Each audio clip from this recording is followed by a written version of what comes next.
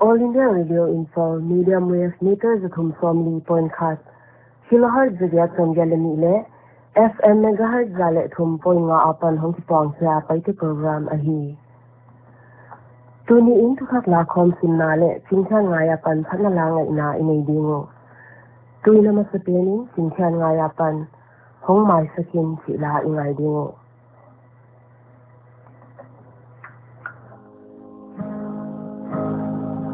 Katau pa hong paisan ken nang tolo gam mang gen lei tong kal nok tak na sunga dung kham ai bang bang gen nge bang hang ki khat cham nan rong ka ya long ya ka thu pa ka ga gen teu bang hang ki tak ki ti ta ya katau pa hong mai sakin o katau pa hong mai sakin o Putwang mai suan mo na to ikinang siyang hong suan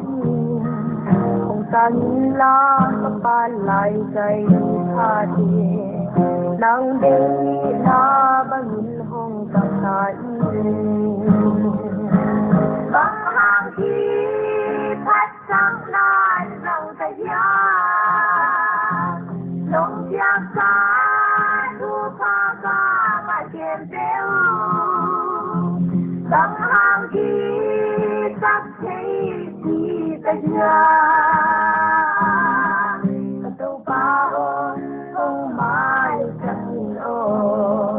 Katau pa hong mai sakin o Katau pa hong mai sakin o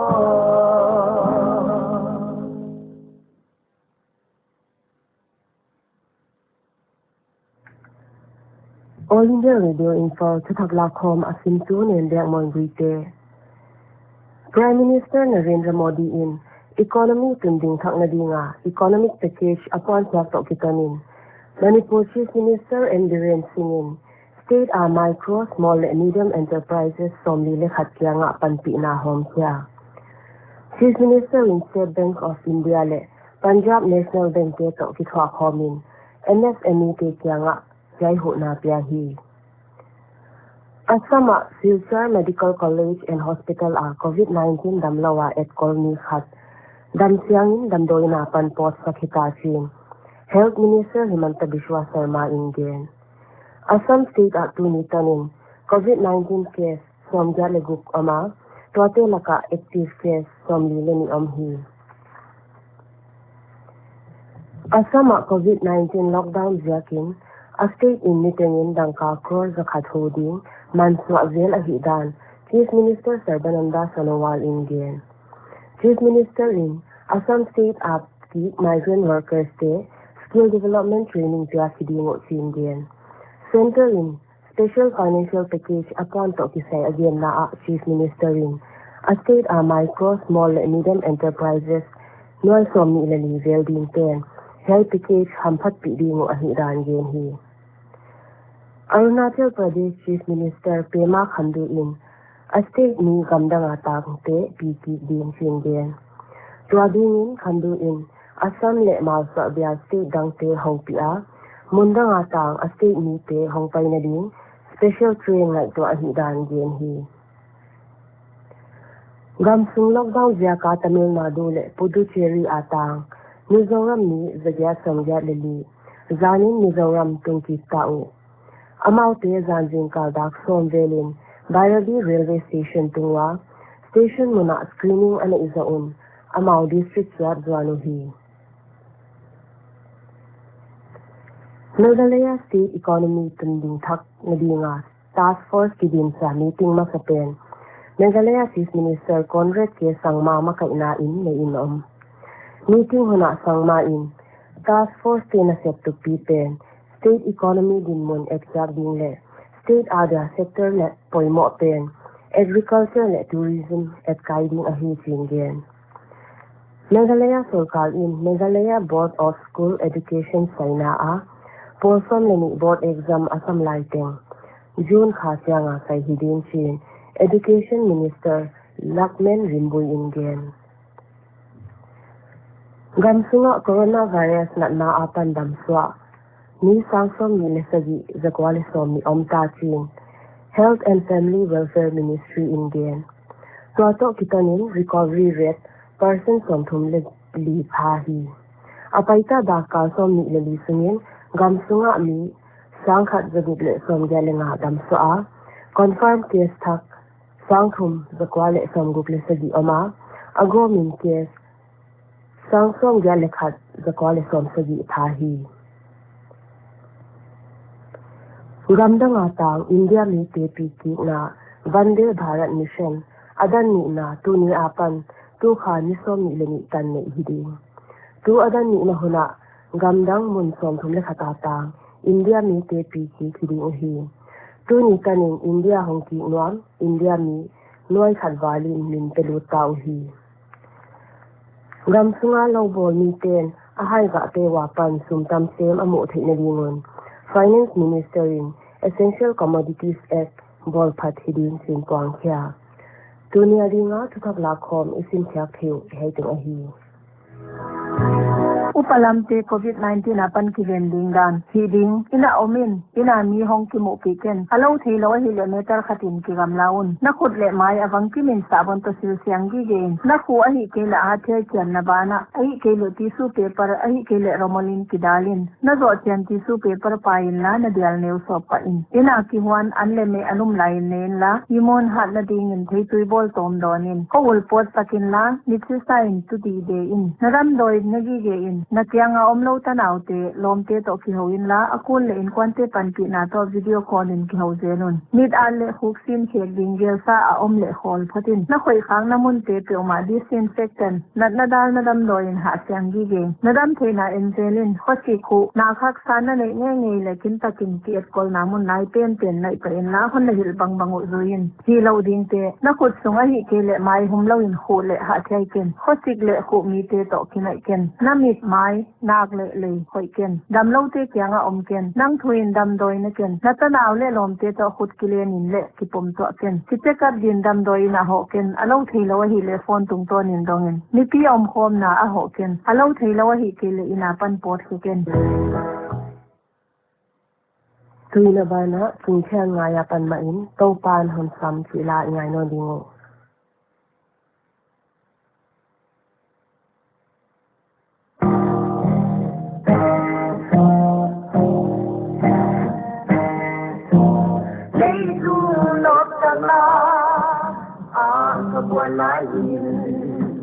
TOUPA'N ki hong san hong na mo na so chang ji TOUPA'N ki hong san sun ke swat pa gul pa mo na pan ki hong so yang ta lung dan la sai TOUPA'N ka pagi lung dan la sai TOUPA'N ka pagi long hit la nun la pa bang duldi Tuahul ahong tuli mai Isikin TOUPA'N Yang kedwani Lulog makin manidi Tun kay suat patang Gulpahani Mona atanti Untuk yang tak Lungdan lasai TOUPA'N ka pagi Lungdan lasai TOUPA'N Paite Isian Kaman Jesu Kon Kiginni Dun Jin Ran Quan Hong Kiginni Lam Di Lao Hoya Untitled Chapter Naku Thadin Hongeri Dun Jin Swat Patang Untitled Mona Paite Hong Chok Siang Ta Lungdam LAKKHAWM TOUPA'N Paite Lungdam LAKKHAWM TOUPA'N Paite Abana o MOHNEI chila chingcha ngaya pan ma in ngai non dingo O MOHNEI hong in je tu yang ba tuan la dai tha toi dan di la nung jin zong lên in ta quay bay sân la để su beri Kiginni Zuan Tangan Ito Kun Maglagi Now na di Om Lauhi Asyama Sui na di Om Lauhi Asyama Kiginni Zuan Tangan Ito Kun Maglagi GENTHEI là tên đi ta sẽ giúp giang à dù làm gì ba phần là san ám su hà ngoài là đi tin không tuân không hề ta nào đi dù làm mà xin ta đi ta sẽ giúp giang à nào là đi ôm Hi Asyama Sui na di Om Lauhi Asyama Kiginni Zuan Tangan Ito Kun Maglagi Kiginni Zuan Tangan Ito Kun Maglagi chingcha ngaya pan ma in GENTHEI LUNGLENG chila ngai non dingo GENTHEI LUNGLENG ni kahi TOUPA'N Paite Kasam Lungleng pa hát na vẫn gian TOUPA'N Cross on a go, that was in a day, Lenin in the door. In the what not to flash enough, not Japan, hold them to go. No more, you like it, hát na hong gian TOUPA'N Lungleng đại bang a theo hun đi qua ba bu ka ngak la cross on a go sa tua khi na de Lenin in na to na what na ya na na Japan hong dam ta ko no more you la ki kahi hat na hong gian TOUPA'N đại bang at hehundi qua ba bukal ngakla cross alego sa tuwa na te lenun na to na wat na siya sunak na jepan kung nang sako na wat na siya sunak na jepan kung nang sako TOUPA'N piyain sila ngayon din Olom it olun geli TOUPA'N nanad sangyan aman lang adi amin na kong piyayi nang bang nagpiyasan niya Nasiyan nalisil na tinto Namat na TOUPA'N piyayin Nagibang inselet TOUPA'N untaitan lodi Desuhong painadinay ta Kutwag anak Tupatwag may gumo Aman iyadi Bang mailing lodi Anun Lawak yan law mo Nasyan Nalisil na tinto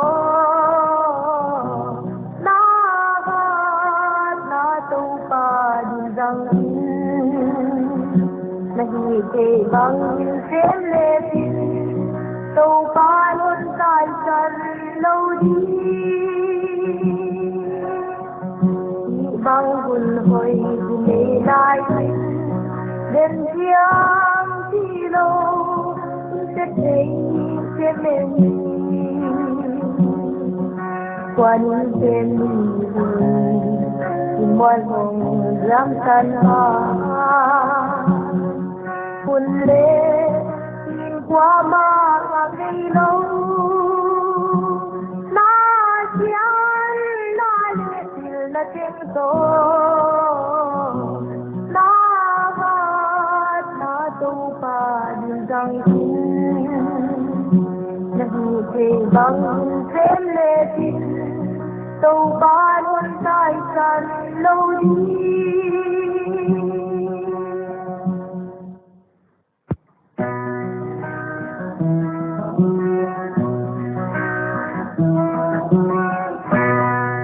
Komeroy na paikanin Sa tanto'y